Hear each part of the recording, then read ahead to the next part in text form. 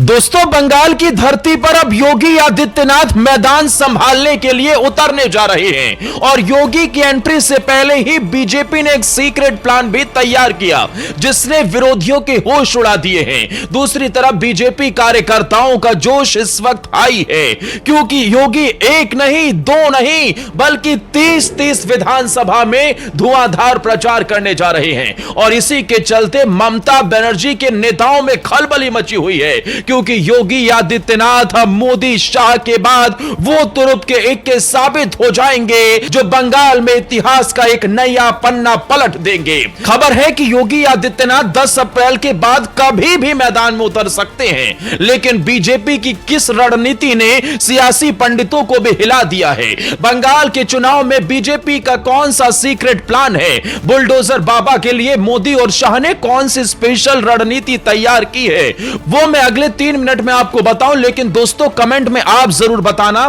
कि क्या योगी आदित्यनाथ इस बार बंगाल में मास्टर स्ट्रोक साबित होंगे। क्या बंगाल में अब ममता बनर्जी के जाने का समय आ गया है और अब वहां पर भगवा लहराता नजर आएगा।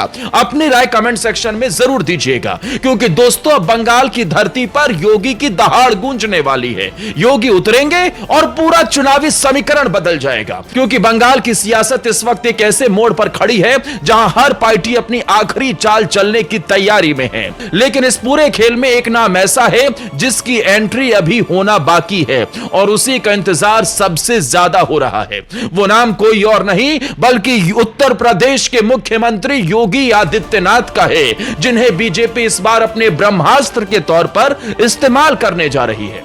यही वजह है कि अभी तक मैदान से दूर रहने के बावजूद उनका असर लगातार चर्चा में बना हुआ है और विपक्ष भी इस रणनीति को समझने में जुटा हुआ है। बीजेपी इस बार बंगाल को हल्के में लेने के मूड में नहीं है और यही वजह है कि योगी को ऑन डिमांड नेता बनाकर पेश किया जा रहा है। उत्तर प्रदेश के मुख्यमंत्री योगी आदित्यनाथ की डिमांड बंगाल में बढ़ रही है। लोग कह रहे हैं कि मोदी जी भी आ गए हैं, अमित शाह जी ने भी तो मोर्चा संभाल रखा है, लेकिन योगी बाबा कहां है भाई, हमें उन्हें सुनना है। और योगी आदित्यनाथ की रैली को लेकर अभी से ही लोग जुटने लगे हैं। योगी का ऐसा क्रेज हाई है जिसने कोलकाता में बैठी ममता के पैरों तले जमीन खिसका दी है। योगी का ही मैजिक था जिसने बिहार में खेल पलट कर रखा था। योगी आदित्यनाथ ही हरियाणा में गेम चेंजर और महाराष्ट्र में गेम चेंजर साबित हुए थे। देखिए, बीजेपी में होता क्या उसे समझ लेना चाहिए। बीजेपी में अब योगी आदित्यनाथ को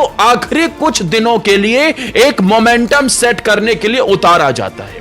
सबसे पहले मोर्चा संभालते हैं अमित शाह, जो कि ग्राउंड पर उतरकर पूरी रणनीति तैयार कर लेते हैं। अमित शाह एक सीट का पूरा खाका तैयार करते हैं कि कैसे उतारा जाए। फिर पार्टी उन सीटों पर बाकी प्रदेशों के अपने नेताओं को उतार देती है, जो नेता ग्राउंड पर रहकर मेहनत करते हैं, जिन्हें इस वक्त पार्टी का साइलेंट धुरंधर कहा जा रहा है। फिर मोदी जी आते हैं, कई सारी योजनाओं की सौगात देते हैं, फिर जनता से सीधा संवाद करते हैं और उनकी रैली से शुरुआत होती है किसी भी राज्य में विरोधियों के होश उड़ाने। चाहे कितना भी बड़ा विरोधी विपक्षी क्यों ना हो, योगी मोदी जी जब मोर्चा संभालते हैं तो उसके बाद कहीं ना कहीं सियासी तापमान बढ़ता हुआ नजर आता है क्योंकि बीजेपी उसके लिए बड़ी तैयारी करती है। अब अमित शाह ने रणनीति बनाई, मोदी जी की एंट्री से तूफान खड़ा हुआ, लेकिन फिर एंट्री होती है जब वोटिंग के दिन करीब आ रहे होते हैं। उसके 2-4 दिन पहले योगी आदित्यनाथ को उतारा जाता है।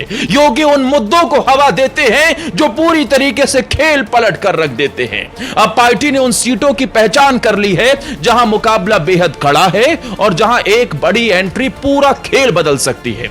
यानी यह सिर्फ रैली नहीं बल्कि सीधा टारगेटेड अटैक होने वाला है। दरअसल रणनीति भी बिल्कुल साफ है। पहले संगठन को मजबूत किया गया, फिर बड़े चेहरों को मैदान में उतारा गया और अब आखिरी वार के लिए योगी को तैयार रखा गया। अब 2021 के चुनाव का आपको मसला बताते हैं। उत्तर प्रदेश के मुख्यमंत्री योगी आदित्यनाथ ने बंगाल में 30 से ज्यादा रैलियां की थी। पूरी तरीके से माहौल भाई साहब बदल गया था। पुरुलिया, बांकुड़ा और मेदिनीपुर जैसे इलाकों में उनकी सभाओं ने बीजेपी के पक्ष में माहौल बनाने का काम किया। यही नहीं, उनके द्वारा दिए गए नारों की चर्चा भी काफी हुई थी, जिसने चुनावी हवा को और ज्यादा तेज कर दिया था। अब 2026 में भी 2021 वाले अंदाज में योगी आदित्यनाथ की तूफानी एंट्री करवाने की प्लानिंग है। लेकिन फर्क सिर्फ इतना है कि इस बार उनकी एंट्री को जानबूझकर रोका गया है ताकि सही समय पर उसका असर ज्यादा दिखाई दे। खबर है कि बीजेपी इस बार पूरी प्लानिंग के साथ चुनाव लड़ रही है। पहले चरण में पार्टी विकास, भ्रष्टाचार, स्थानीय मुद्दों पर फोकस कर रही है, जहां नरेंद्र मोदी और अमित शाह जैसे बड़े चेहरे मोर्चा संभाले हुए हैं। लेकिन जैसे ही चुनाव निर्णायक मोड़ पर पहुंचेगा, तब योगी आदित्यनाथ की एंट्री कराई जाएगी ताकि उनका संदेश वोटिंग तक ताजा बना रहे। यानी पूरी रणनीति टाइमिंग पर आधारित है और यही इसे खास बनाती है। इस बार पार्टी उसी फॉर्मूले को और ज्यादा आक्रामक तरीके से लागू करने जा रही है, लेकिन इस बार टाइमिंग को और सटीक रखा गया ताकि असर सीधा वोटिंग पर पड़े। योगी के एंट्री प्लान एक्टिव होगा और यहीं से असली खेल शुरू होगा। दोस्तों, उत्तर प्रदेश के मुख्यमंत्री योगी आदित्यनाथ को लेकर बंगाल में अभी माहौल बनाया जा रहा है। जब बंगाल में बीजेपी के बड़े नेता कहते हैं कि वहां पर भी अब यूपी मॉडल लागू होना चाहिए, माफियाओं का, बदमाशों का, यूपी में योगी आदित्यनाथ की तरह मजबूत कदम उठाते हुए ऐसे लोगों की कमर तोड़ देनी चाहिए, बुलडोजर चलाकर इन लोगों को मिट्टी में मिलाना चाहिए और एक सख्त प्रशासक अब बंगाल में भी चाहिए, क्योंकि घुसपैठियों का इसे अड्डा बना दिया गया है। पश्चिम बंगाल में डेमोग्राफी चेंज करने की एक बड़ी साजिश सालों से रची गई है। पश्चिम बंगाल के कई ऐसे इलाके हैं जहां पर आज की डेट में मुस्लिम आबादी 50% से ज्यादा है और घुसपैठियों की एंट्री करवाकर वहां डेमोग्राफी चेंज करने के लिए एक बड़ा प्लान भी ममता बनर्जी सालों से अपना रही हैं और इन्हीं सब मुद्दों पर योगी आदित्यनाथ सख्त नजर आते हैं। योगी घुसपैठियों, कानून व्यवस्था, लॉ एंड ऑर्डर, भ्रष्टाचार और विकास के मुद्दे पर जब बोलते हैं तो अच्छों की हालत खराब हो जाती है। योगी को सुनने के लिए जनता बहुत दूर से चली आती है।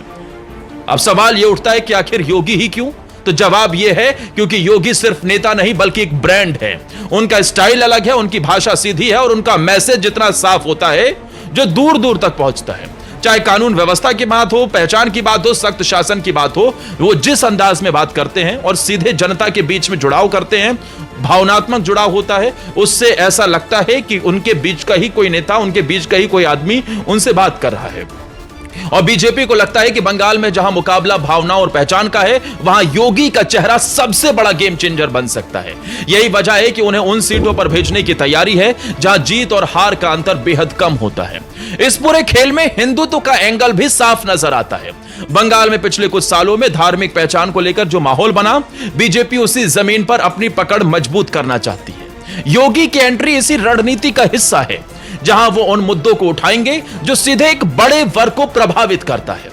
माना यह जा रहा है कि पार्टी का फोकस खास तौर पर उन सीटों पर है जहां वोटों का ध्रुवीकरण चुनाव का नतीजा तय कर सकता है।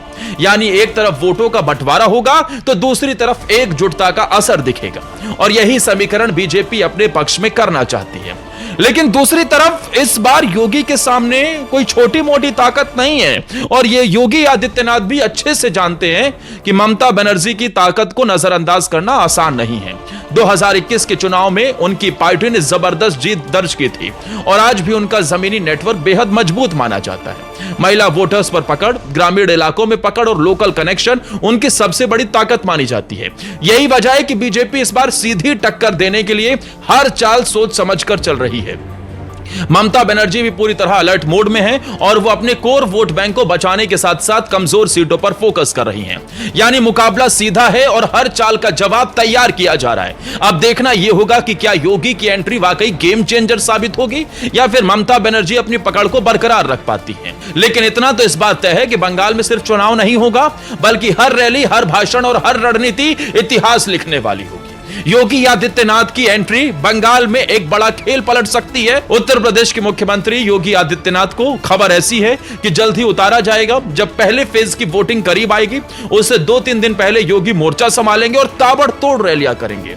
एक ही दिन में वो 2-2, 3-3, 4-4 रैलियां और कई रोड शो करते हुए भी नजर आएंगे। उसके बाद सेकंड फेज के वोटिंग के दौरान भी कुछ ऐसा ही होगा और योगी आदित्यनाथ को इसीलिए बीजेपी का वो आखिरी पत्ता कहा जाता है जो पूरा खेल पलट सकता है, जीत हार का अंतर तय कर सकता है। योगी अभी असम में घुसपैठियों के मुद्दे पर खूब दहाड़े थे। उन्होंने जिहाद के मुद्दे पर, लव जिहाद, लैंड जिहाद, इन सब पर खूब प्रहार किया था। उन्होंने भ्रष्टाचार और साथ ही लॉ एंड ऑर्डर के मॉडल का भी जिक्र किया था। और अब योगी आदित्यनाथ एक ऐसे स्टेट में आने वाले हैं जहां पर ये मुद्दे सब उन्हें परोस कर रखे गए हैं। ममता बनर्जी ने घुसपैठियों की एंट्री भी कराई। ममता बनर्जी ने डेमोग्राफी चेंज करने की प्लानिंग भी की। ममता बनर्जी ने पश्चिम बंगाल को गर्त में डालने का काम भी किया। ममता बनर्जी ने कहीं ना कहीं पश्चिम बंगाल में लॉ एंड ऑर्डर से अपनी पकड़ खो दी। वहां पर आज भी हिंसा होती है, वहां आज भी चुनाव के दौरान लोगों की जानें चली जाती हैं, वहां आज भी महिलाएं खुद को सेफ महसूस नहीं करती हैं, वहां आज भी विकास के पैमाने पर बाकी प्रदेशों से वो राज्य अलग नजर आता है, वहां आज भी गरीबी चरम पर है और कहीं ना कहीं ममता अपने नेताओं के भ्रष्टाचार की रोटियों को सेकने में मशगूल है। अब इसे ही देखते हुए योगी आदित्यनाथ वो बीजेपी की आखिरी चाल साबित होंगे जो इस पूरे खेल में जीत हार का अंतर तय कर देगी। अब आपको अपनी राय बतानी है, कमेंट सेक्शन में जरूर बताना है कि क्या योगी आदित्यनाथ इस बार बंगाल चुनाव में मास्टर स्ट्रोक साबित होने जा रहे हैं। क्या आप भी बंगाल में योगी आदित्यनाथ को सुनने के लिए बेताब हैं और आपको क्या लगता है कि अब बंगाल में ममता बनर्जी की विदाई का समय आ गया है। अपनी राय कमेंट सेक्शन में जरूर देना। वीडियो पसंद आई हो तो इसे लाइक करते हुए ज्यादा से ज्यादा शेयर करना। हमारे चैनल को फॉलो और सब्सक्राइब जरूर कर लेना। जय हिंद, वंदे मातरम।